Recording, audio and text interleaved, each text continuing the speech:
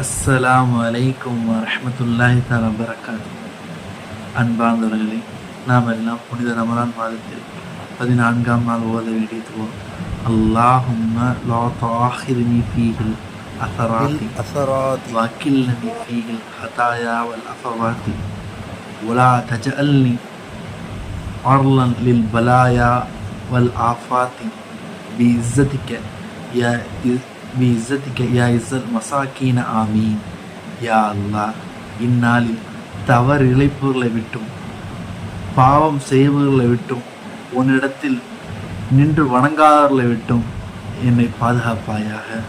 யா அல்லாஹ், எங்களை ஏதாவது கஷ்டத்திலும் நஷ்டத்திலும் பலா முசீபத்துகளிடத்திலும் சோதனைக்கு உள்ளாக்கி விடாதே. யா அல்லாஹ், நாங்கள் ஏழையிலும் கண்ணியமான ஏழைகளாக இருக்க வேண்டும் என்று ஆசைப்படுகின்றோம். யா அல்லாஹ், எங்களுடைய கண்ணியத்தை நீ பாதுகாப்பாயாக. யாழ் எங்கள் குற்றக்குறைகளை ஆராயாமல் பார்க்க செய்வாயாக. யாழ் எங்கள் குற்றக்குறைகளை திருந்தி வரக்கூடிய ஒரு பாக்கியத்தை தந்தல்வாயாக.